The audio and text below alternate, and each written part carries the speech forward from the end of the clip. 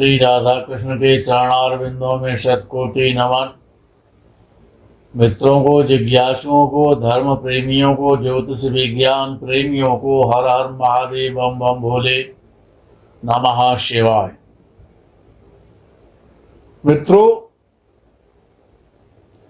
जैसे शरीर की अवस्था होती है, शरीर की शिशुअवस्था होती है, बालावस्था होती है, युवावस्था होती है, कुमारावस्था होती है, प्रौढ़ावस्था होती है, वृद्धावस्था होती है। तो ये जो अवस्थाएं हैं, जैसे मनुष्य की अवस्था होती है आयु के आधार पर, फिर उसमें एक आता है संग, संगति, संग कहे या संगति।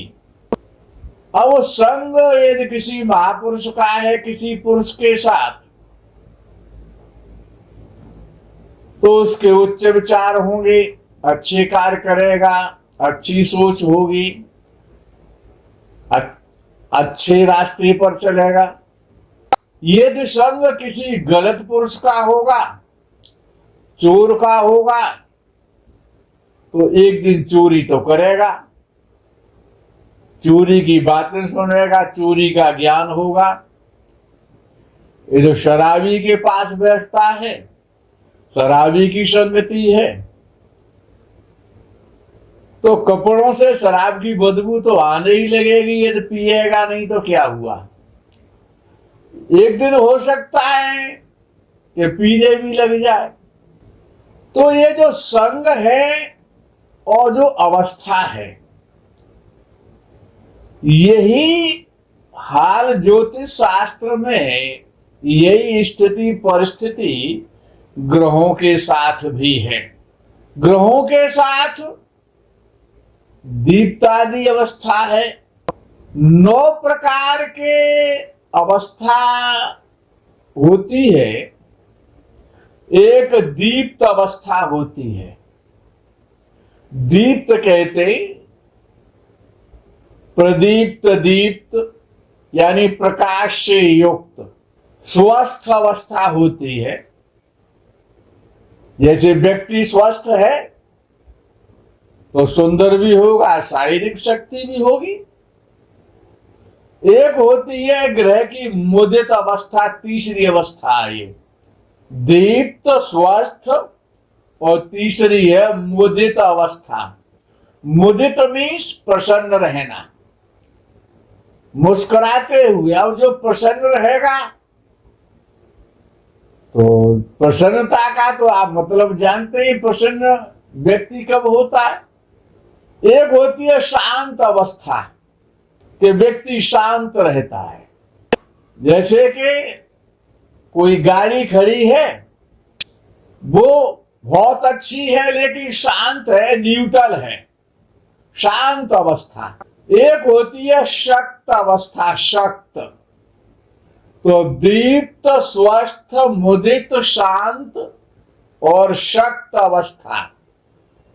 एक होती है पीड़ित अवस्था, कि 60 साल के हो गए, उम्र 60 साल की हो गई है और फालेज मार गया, आधा अंग वृद्धावस्था में बेकार हो गया, तो शरीर पीड़ित हो गया।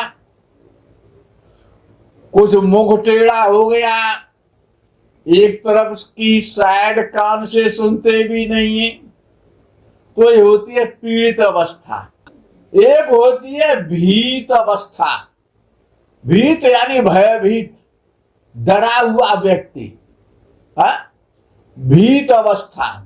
एक होती है विकल अवस्था, जैसे लोग विकलांग हो जाते हैं, किसी की टांग कट गई, किसी का पैर कट गया, किसी की आंख फूट गई, तो ये क्या है, विकलांग अवस्था, विकल अवस्था। एक 9वीं अवस्था होती है खल अवस्था, ये बड़ी खतरनाक है। खल कहते हैं दुष्ट के लिए। अब दुष्टता की तो कोई सीमा है नहीं। कौन किस अगर दुष्ट है कोई तो वो कितने प्रतिशत दुष्टता कर देगा इसका आंकलन कैसे होगा।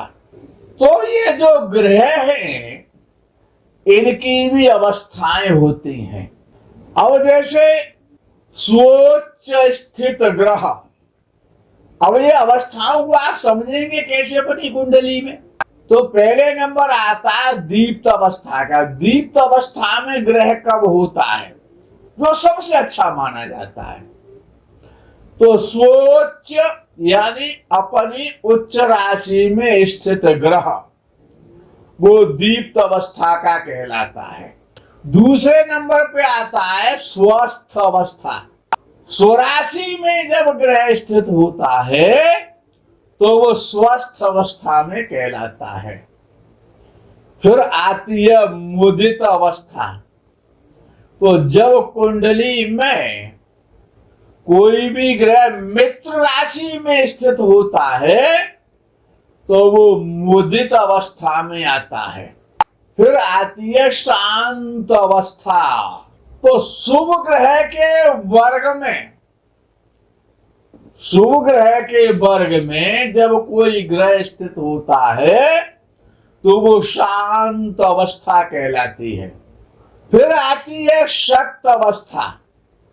शक्त अवस्था कि सम राशि में जब कोई ग्रह स्थित होता है तो वो शक्त अवस्था में कहलाता है। उसके बाद आती है पीड़ित अवस्था। तो जब कोई ग्रह सूर्य के सानिध्य वश सूर्य के पास आकर के अस्त हो जाता है तो वो ग्रह विकल अवस्था में कहलाता है। और जब पापक ग्रहों से ग्रह पीड़ित होता है, पापक ग्रहों के वर्ग में होता है तो वो पीड़ित अवस्था कहलाती है। और अपनी नीच राशि में जब ग्रह स्थित होता है तो वो भीत अवस्था कहलाती है। अब इनका जो फल है कि दीप्त अवस्था का ग्रह है कि स्वस्थ अवस्था का ग्रह है, मुदित का है या शांत का है या शक्त का है, पीड़ित का है, भीत का है, विकल का है, तो ये फल कैसा करते हैं। तो ऋषियों ने कहा है कि जब ग्रह दीप्ता अवस्था का होता है तो जब उसकी दशा आती है, उसका दशा काल आता है। मित्रों याद रखें, चाहे वो चंद्र कुंडली है, जन्म कुंडली है, नवांश कुंडली है, जितने भी वर्ग कुंडलियां हैं, इनका जो फल है वो महादशा, अंतर्दशा, प्रत्यंतर दशा में ही प्राप्त होता है। हमारा जीवन महादशा, अंतर्दशा, प्रत्यंतर दशा के इर्द गिर्द घूमता रहता है। तो जब दीप्त अवस्था के ग्रह की दशा आती है, दीप्त अवस्था में कोई सा भी ग्रह हो सकता है, तो जातक अपनी प्रचंड शक्ति के द्वारा, प्रताप के द्वारा, निज तेज के द्वारा शत्रुओं का विनाश करता हुआ लक्ष्मी से सुशोभित होता है, ऐश्वर्यशाली बनता है, बड़े बड़े भवनों का निर्माण करता है, बड़े बड़े कार्य करता है, बड़े बड़े वाहनों का स्वामी होता है। जीवन जब तक दीप्तावस्था ग्रह की दशा चलती है या अंतर या प्रत्यंतर दशा काल में जब दीप्त ग्रह की दशा आ जाती है तो उसका परिणाम बड़ा श्रेष्ठ और उच्च कोटि का उत्तम होता है। जब ग्रह स्वस्थ ग्रह होता है कुंडली में, स्वस्थ ग्रह की दशा आती है, तो जातक को रत्नों की, आभूषणों की, सुखों की, स्वर्ण आदि की, रजतादि की प्राप्ति होती है। समाज से, सरकार से सम्मान मिलता है और उच्च पद की प्राप्ति होती है। घर में धन धान्य की वृद्धि और परिवार की वृद्धि होती है, वंश वृद्धि होती है, परिवार स्वस्थ रहता है, स्वयं भी व्यक्ति स्वस्थ रहता है।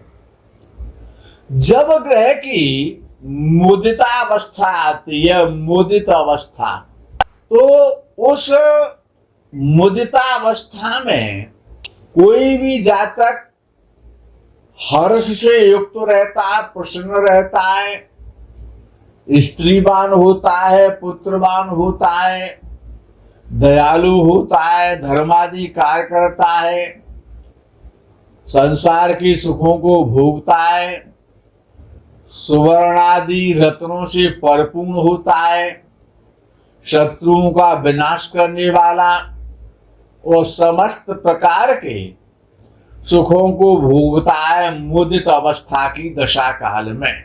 जब शांत ग्रह की जब दशा आती है तो पुरुष शांत चित्त हो जाता है, एकांत में वास करता है, भगवत चिंतन करता है, कमाए हुए धन का भोग करता है, सुख संसाधनों का भोग करता है, राज्य पद प्राप्त करता है, मंत्री पद प्राप्त करता है। यदि सर्विस क्षेत्र में है तो वहां पर भी उच्च पद सम्मान के साथ प्राप्त करता है, और विद्वान होता है, परोपकारी होता है, धर्मादि कार्यों में लीन रहता है।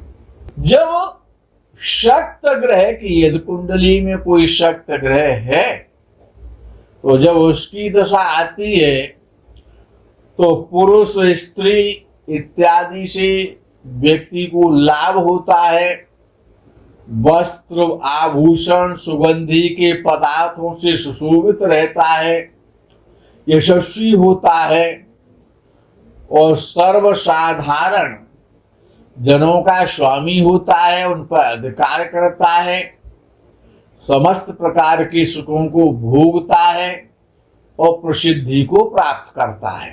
जब पीड़ित ग्रह की दशा आती है तो व्यक्ति को रोग होते हैं,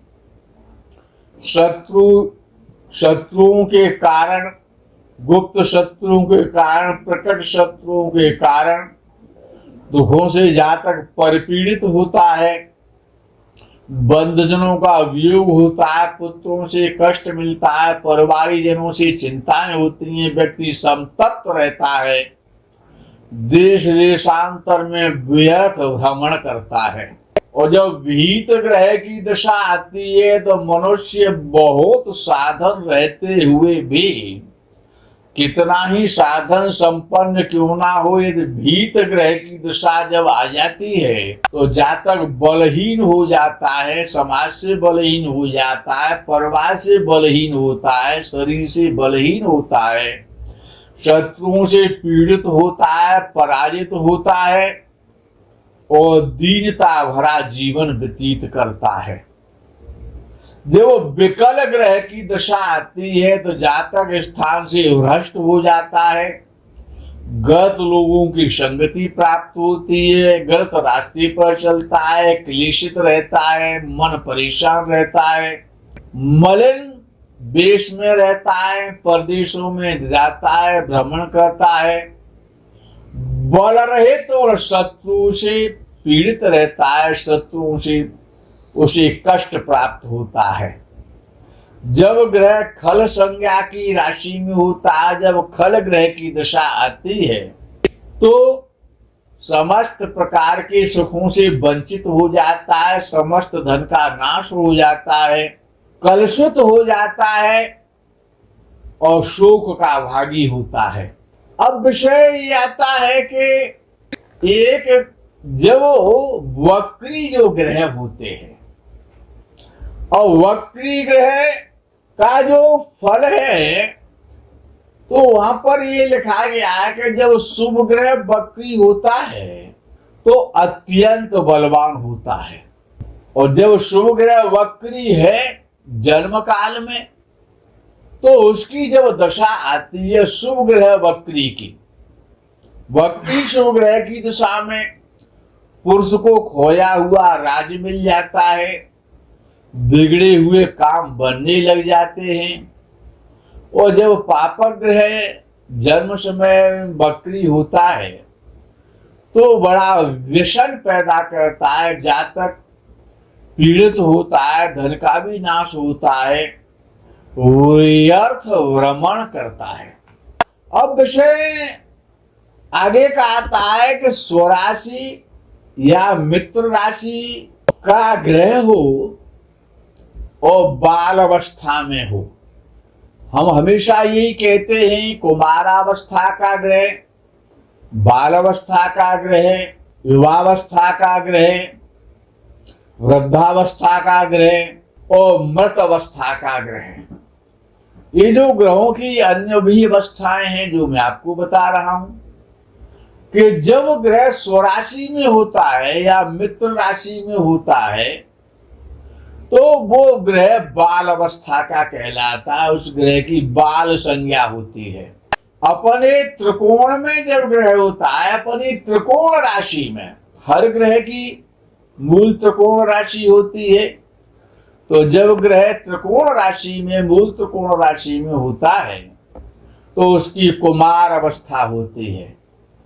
और जब ग्रह अपने उच्च राशि में होता है तो उसकी संज्ञा युवावस्था का कहलाता है, यानी युवराज कहलाता है, युवावस्था। और जब ग्रह शत्रु क्षेत्र में स्थित होता है, शत्रु राशि में होता है, तो उसकी वृद्ध संज्ञा कहलाती है, वृद्धावस्था। और जब ग्रह नीच राशि में स्थित होता है तो उसकी मृतावस्था यानी मरण संज्ञा कहलाती है।